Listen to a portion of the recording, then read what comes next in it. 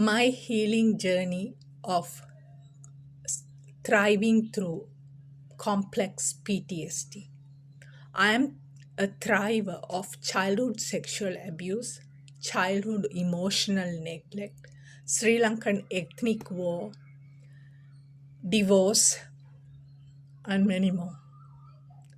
So, as a thriver, when I was a victim of all these, my trauma, I used to suffer of complex PTSD. And the manifestation of complex PTSD, one was suicidal ideation. So I attempted to commit suicide after I became a medical doctor. So my I studied to become a doctor to heal other people their physical problem. That is what we learn. But unfortunately, I didn't learn anything about the mental health there. And also, I myself couldn't help myself to heal me mentally. We only focused on physical healing at the medical school for 6 years. So, as a medical doctor, after graduating and also working as a medical doctor, I attempted to commit suicide. So that was, and then other problems because of the mental health, because of the trauma, it was manifested um, in my, disability, even physical problems like headache, stomach pain. All these happened those days because of my trauma and how it affected my mind. So once I healed my mind, then all those physical symptoms have disappeared. And I had sleepless nights because during the war, we had shells like bombs, so we hardly slept. Suddenly we will wake up middle of the night with the sounds of bombs. So even though I lived in Canada and I studied in Russia, and during that time in Russia there was no war, and in Canada there was no war, but I couldn't sleep, and I will wake up with terror. I feel like, so that was like kind of following me, even though when I was in a very safe space, I couldn't feel that safety in my body. So that is called trauma. So therapy is the only way. The therapy can be many ways: art therapy, music therapy, dance therapy, meditation, therapist, counseling, writing, singing. It can any, but healing the mind is the only way to heal our body, especially when we have suffered with complex of trauma. The other problem I had is shower. It was hard for me to take a shower. I felt like, and I was so happy at the age of 35. My counselor, I was able to tell that I think speaking the truth is healing. So, because being a medical doctor, honestly, it doesn't help with mental health because we can't speak loud as a doctor that I can't take shower or I have sleepless night, because the society doesn't accept the mental problems. We can go and say I have cancer, I have heart problem, everything, and the whole society will feel pity on us. But if we say anything about our mental health, that I have difficulty, it's not, it's hard to find people who can accept.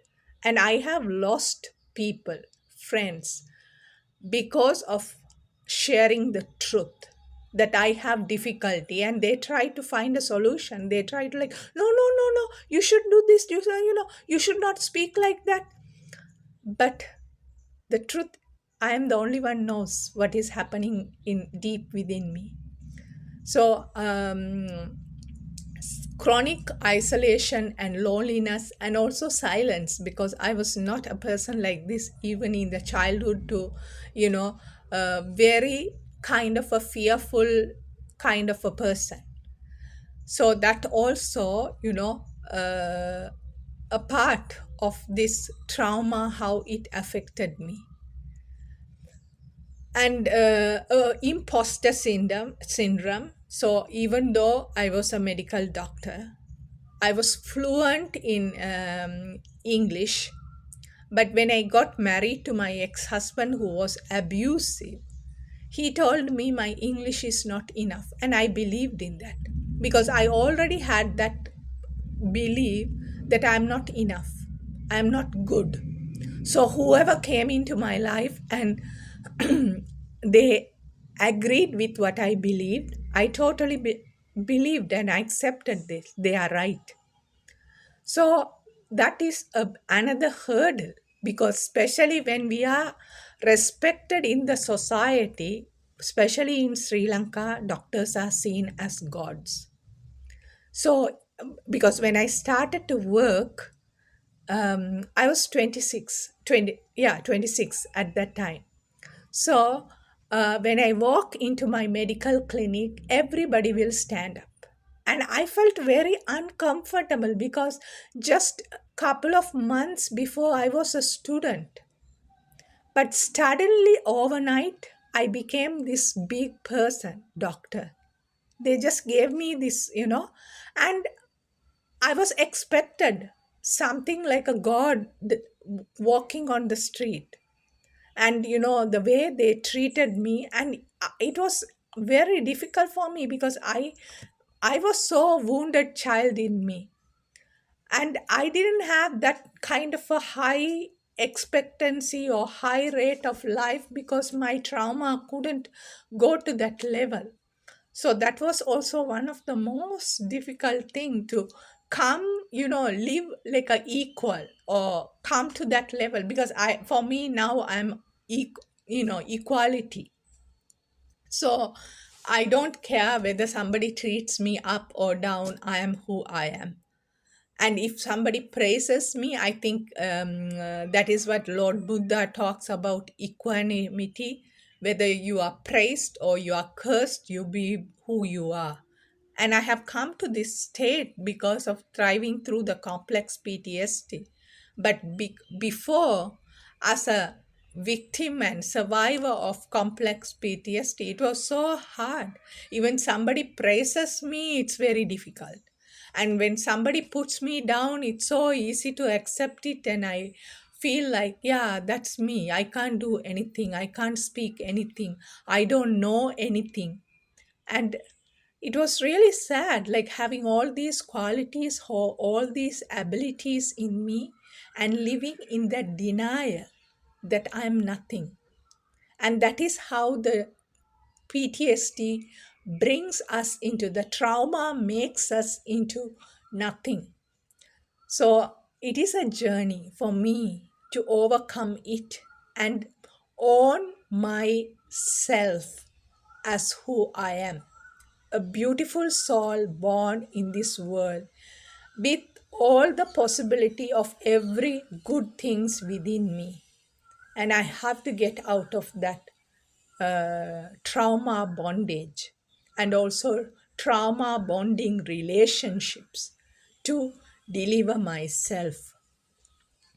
So I stayed in the shelter, woman's shelter, even though I own my apartment in Sri Lanka. But that was the time I was able to heal myself by getting the therapy and seeking the help. Because, and again, as a medical doctor living in a homeless shelter is very hard. But I have to do that for me because there was no other way for me to overcome and come out of it. So many professionals, because today when I share my story, they are bound by this society and they can't speak the truth. They can't say what is happening within themselves. They can't, they are just walking with what the society tells them. If the society tells them you are the biggest person in this world, yeah, yeah, yeah, and we act like we are the gods in this world, and somebody else comes and says you are the nothing, you are, you can't do anything, we believe that also and we live in that also. But if we have our own identity and know ourselves, we know what is the truth, whether we can do that or not. We are capable of that or not. And simply saying, even before I couldn't say no. No was impossible for me. I was a people pleaser, and I felt if I say no, I will lose my friendships. And also I couldn't tell how I feel. That is another problem of the trauma.